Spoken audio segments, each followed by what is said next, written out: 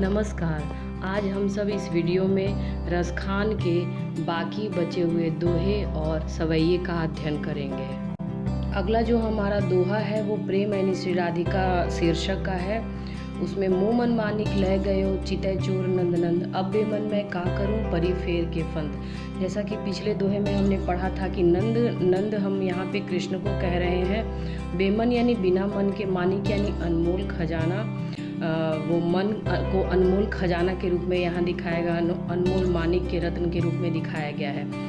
पिछले दोहे में हमने पढ़ा था कि जो कृष्ण और राधा हैं वो प्रेम रूपी बगीचे के माली और मालिन हैं और वो उसको प्रेम से हमेशा सींचते रहते हैं और हमेशा उस बगीचे में प्रेम के भाव पुष्प खिले रहते हैं और वो हमें आनंद प्रदान करते हैं। अब इस दोहे में हम देखते हैं कि कवि रसखान जो है वो कृष्ण को चोर के रूप में बता रहे हैं, व्यंजित कर रहे हैं। इसलिए कर रहे हैं क्योंकि जब से रसखान ने कृष्ण को देखा है तो रसखान का जो मन रूपी माणिक्य है, रत्न है, वो चोरी हो गया है, ऐसा उनको प्रतीत हो रहा है। ठीक उसी प्रकार जिस प्रकार से गोपिका जब नंद किशोर को पहली बार देखती हैं तो उनका भी मन कृष्ण चुरा लेते हैं और मन के चोरी हो जाने के कारण गोपी बहुत उलझन में पड़ जाती हैं और उलझन में पड़ के वो बहुत बड़ी फेर में पड़ जाती हैं तो उनका जीना भी कठिन हो जाता है।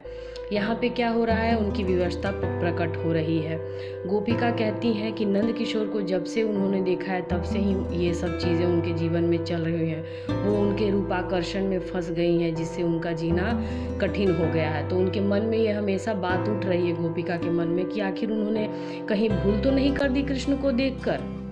ये सारी बातें गोपिका के मन में चल रही हैं जो कि उनकी विवशता को दिखाता है।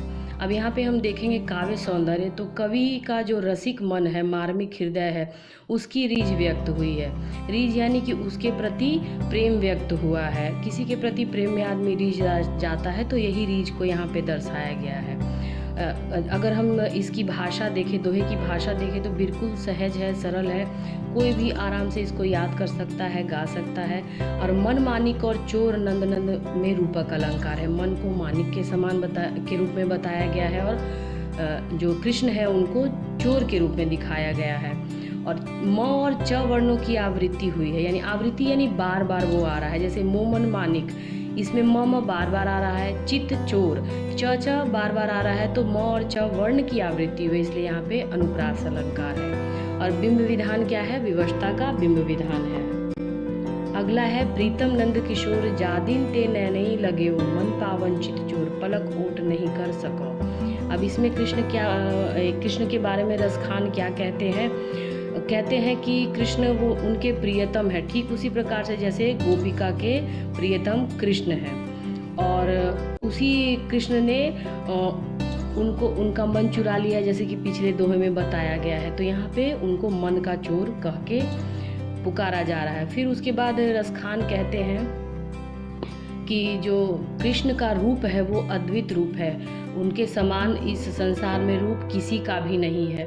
तो जिस दिन से गोपिका की आंखें प्रियतम कृष्ण से लगी हैं उसी दिन से उनका मन, जो गोपिका का मन है वो कृष्ण को देखने के लिए क्षण क्षण तड़प रहा है।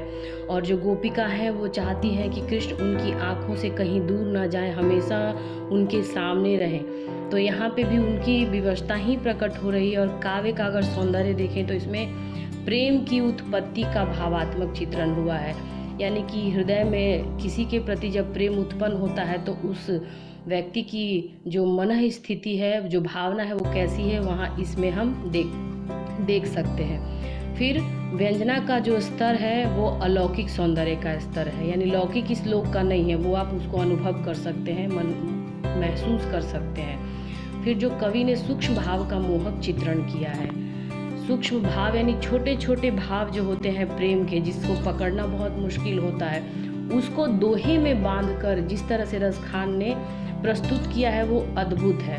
और यही अद्भुत जो पन है वो इसमें दिखता है मधुर गुण के रूप में। अब अगला है सवैया है। अब हम लोग सवैया में ये जाने कि छंद के बहुत प्रकार होते हैं, जिसमें से एक सवैया भी है। सवैया क्या है, सवैया एक वार्णिक छंद है। वार्णिक छंद यानी वर्ण के अनुसार इसमें रचना की जाती है। और एक चीज़ और हमें इसमें देखने की आवश्यकता है कि जो छंद होता है उसमें संख्या समान होती है, यानी वर्णों की संख्या समान होती है। जब उसको लघु गुरु से हम लोग गिनती करेंगे तो उसमें वर्णों की संख्या समान होती है। 22 और 26 इसमें जो समानता होती है पदों की वो देखते हैं हम लोग। तो इसको हम लोग आगे पढ़ते हैं, समझते हैं। इसमें या लकुटी अरु कमरिया पर राज तिहु पुर काजी ताजी डारो, आठों सिद्धि नवोनिधि को सुख नंद की गाय चराई बिसारो। कवि रस खान कहते हैं इस सवैये में कि उनके लिए अपना जीवन उतना महत्वपूर्ण नहीं है। वो कहते हैं कि वो ब्रज पर अपना सारा जीवन कुर्बान कर सकते हैं, न्योछावर कर सकते हैं। उनके लिए कृष्ण की छोटी लाठी और कंबल यानी कामरिया बहुत महत्वपूर्ण है। अगर कोई उनको तीनों लोगों का राजपाट भी दे दे, बहुत सारा धन दे दे, सोना चांदी दे दे, तब भी वो कृष्ण का जो कंबल है और लाठी है उसको ज़्यादा महत्व देंगे, ना कि तीनों लोगों के राज को महत्व देंगे। उनको ब्रज में जो सुख प्राप्त होता है वो इस धन में सुख प्राप्त नहीं होता है। वो हमेशा कहते हैं, रसखान कहते हैं कि वो कृष्ण की लाठी और कंबल को इतना महत्व देते हैं कि इसके आगे संसार के सारे धन छोटे हैं और वो हमेशा इसका त्याग कर देते हैं। कवि रस खान उसी प्रकार से फिर गाय के बारे में बताते हैं।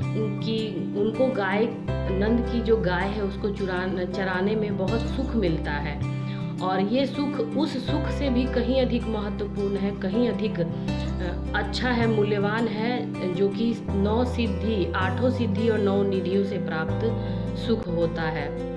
हम जानते हैं कि सिद्धि 8 प्रकार की होती है और निधियाँ 9 प्रकार की होती हैं। तो रसखान कहते हैं अगर उनको 8 सिद्धि और 9 निधियाँ भी प्राप्त हो तो भी वो इसका त्याग कर देंगे नंद की गाय चराने के सुख के लिए। फिर कहते हैं कि नंद की गाय चराने का अवसर वो कभी भी छोड़ नहीं सकते हैं और नंद की गाय को चरा करके वो अपने आप को भाग्यशाली समझेंगे। इसके लिए चाहे उनको कोई भी सुख का त्याग ही क्यों न करना पड़े। अब इसमें हम लोग देखेंगे कि लकुटी है वो उनकी लाठी को कहा गया, कामरिया यानी कि कंबल, तिहु यानी तीनों राज, अब बिसारो यानी कि त्याग करना, छोड़ देना। अगला सवैया है रसखान का। रस खानी कबो इन आखिन सौ ब्रज के बनबाग तड़ाग निहारो, काटिक कोटिक हौ कल धौत के धाम करिल के कुंजन ऊपर वारो। अब इस सवैया में रसखान कहते हैं कि ब्रज के जो बाग, बगीचे, तालाब ये सब हैं। तड़ाग का मतलब यहाँ पे तालाब हुआ, कोटिक का मतलब करोड़, कलधौत का मतलब धन दौलत, सोना चांदी। तो वो कहते हैं कि ब्रज के बाग, बगीचे, तालाब को देखने के लिए वो बहुत लालायित हैं और उनका मन कर रहा है कि कब वो ब्रज जा कर के वहाँ के तालाब, बाग, बगीचों को देखें, क्योंकि वहाँ कृष्ण रहते हैं, कृष्ण निवास करते हैं, इसलिए वहाँ की इन चीज़ों के प्रति रसखान की आसक्ति है। फिर वो कहते हैं कि मुझे जल्दी से जल्दी इसको देखने की तीव्र इच्छा हो रही है और वो इसके लिए अपने करोड़ों सोने चांदी के भवन को त्याग देंगे। अगर उन्हें कोई करोड़ों सोने चांदी के भवन भी दें तो वो करिल के कुंजों को देखने के लिए, यानी कि जो ब्रज के बाग बगीचे हैं उनको देखने के लिए अपने सोने चांदी के भवन को भी त्याग देंगे और किसे महत्व देंगे? करिल कुंजों को महत्व देंगे, उनसे मिलने को महत्व देंगे। यहाँ पे रसखान ने संपत्ति को ज़्यादा महत्व न देकर के ब्रज का महत्व दिखाया है और ब्रज का जो करिल का कुंज है वो हर संपत्ति के आगे बहुत छोटा है। कवि ऐसा मानते हैं। कवि को ऐसा करने से अलौकिक अद्भुत आनंद की प्राप्ति होती है, यानी लौकिक यानी इस लोक का, पृथ्वी का सारा सुख उस अलौकिक सुख के आगे कुछ नहीं है। इसीलिए वो उस आनंद को प्राप्त करना चाहते हैं, उसके लिए हमेशा आग्रही रहते हैं। इस सवैया का काव्य सौंदर्य देखें तो इसमें क की आवृत्ति हुई है। तो हम बताते हैं कि कभी भी वर्णों की आवृत्ति अगर बार बार हो तो वो अनुप्रास अलंकार होता है। जैसे क है कोटिक हौ कल धौत क, तो फिर क करिल के कुंजन, तो इसमें वर्णों की आवृत्ति क की आवृत्ति हो रही तो अनुप्रास अलंकार है। और इस सवैया में एक और चीज़ देखने को मिल रहा है कि एकदम निश्चल अभिलाषा कवि की व्यक्त हो रही है। कैसे व्यक्त हो रही है? कवि अपने जितनी भी उनकी धन संपत्ति है, करोड़ों सोने चांदी के भवन हैं, वो ब्रज के बाग बगीचों को देखने के लिए, निहारने के लिए, क्योंकि वहाँ उनके प्रियतम कृष्ण रहते हैं, तो उसका त्याग वो करने को तैयार है, क्योंकि उसको त्याग करने के बाद ब्रज में जो उनको सुख प्राप्त होगा वो कई लौकिक सुखों से अधिक महत्वपूर्ण होगा।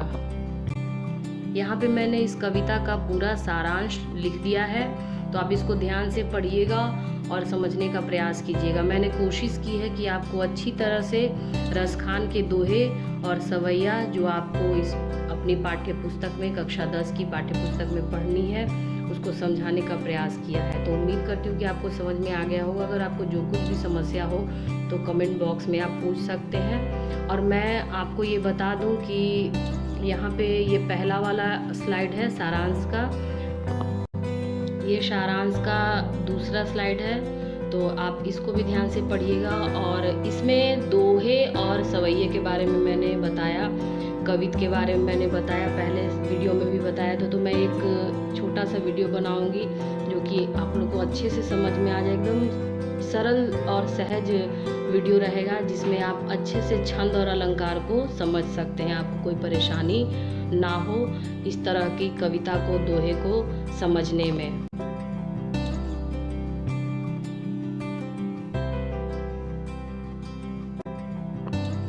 आपको अगर ये वीडियो पसंद आया है तो प्लीज़ लाइक करें, और जो भी पहली बार ये वीडियो देख रहे हैं वो इस मेरे चैनल को सब्सक्राइब करें। आप सबका बहुत बहुत धन्यवाद।